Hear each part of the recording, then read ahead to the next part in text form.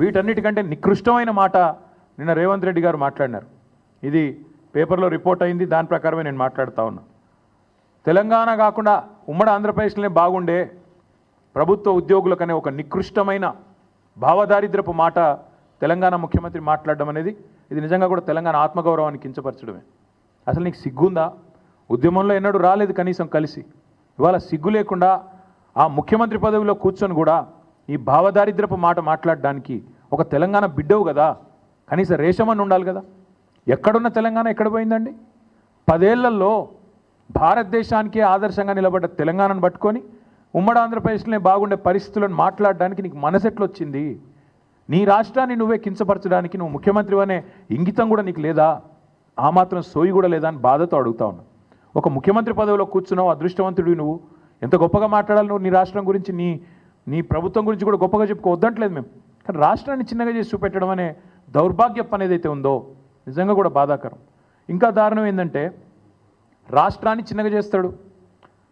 ప్రభుత్వ ఉద్యోగుల పరిస్థితి అట తెలంగాణలో బాగా లేకుండానట, ఉమ్మడి ఆంధ్రప్రదేశ్లో బాగుండేనట. ఎందుకు 73% జీతం పెంచినందుకు బాగా లేకుండేనా? లేకపోతే భారతదేశంలోనే హైయెస్ట్ పే స్కేల్ కేంద్ర ప్రభుత్వ ఉద్యోగుల కంటే కూడా అత్యధికంగా జీతాలు ఇచ్చినందుకు బాగా లేకుండేనా? అత్యధికంగా పెన్షన్లు ఇచ్చినందుకు బాగా లేకుండేనా? లేదా ఇదే ప్రభుత్వ ఉద్యోగులు మన రాష్ట్రాన్ని అగ్రభాగాన భారతదేశంలో నిలబెట్టినందుకు బాగా లేకుండేనా? ప్రపంచంలోనే అతిపెద్ద లిఫ్ట్ ఇరిగేషన్ ప్రాజెక్టు కట్టింది ఇదే ప్రభుత్వ ఉద్యోగులు కాదా? ఇదే ప్రభుత్వంలోని ఇరిగేషన్ డిపార్ట్మెంట్ కాదా? రాష్ట్రాన్ని భారతదేశంలోనే తలసరి ఆదాయంలో నిలబెట్టింది అగ్రభాగాన ఇదే ప్రభుత్వ ఉద్యోగులు, ఇదే ప్రజలు కాదా?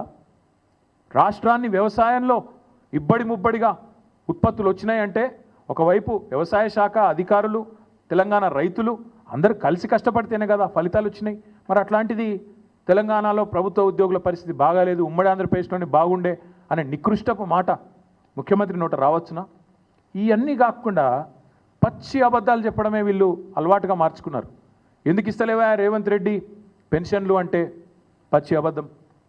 ఎందుకు ఇస్తలేవా రేవంత్ రెడ్డి 100 రోజుల్లో 6 గ్యారంటీలు అంటే ఆర్థిక పరిస్థితి లేదు, దివాలా తీసినది, నాశనం అయిపోయింది, అప్పుల పాలైపోయింది అని దివాలాకోరు మాటలు మాట్లాడుతున్నాడు ముఖ్యమంత్రి. నేను ఇదే ముఖ్యమంత్రి, ఇదే కాంగ్రెస్ పార్టీ నాయకులు ఎన్నికలకు ముందు మీరు అడిగినారు, రిపోర్టర్లు నిలదీసినారు. మీరు I applaud you, I congratulate you. మీరు అడిగినారు సూటిగా, మీరు అడ్డగోలు హామీలు ఇస్తుండ్రు, ఎట్లా అమలు చేస్తారు అని అడిగినరు. అడిగితే ఆ రోజు పెద్ద పెద్ద డైలాగులు కొట్టిండ్రు. మాకు అంతరికే, మేము 100 సంవత్సరాల పార్టీ, మాకు తెలియదా, మీరు మాకు చెప్పేటోళ్ళ, మేము పెద్ద పోటుగాళ్ళం అని బిల్డప్ ఇచ్చిందే వీళ్ళు.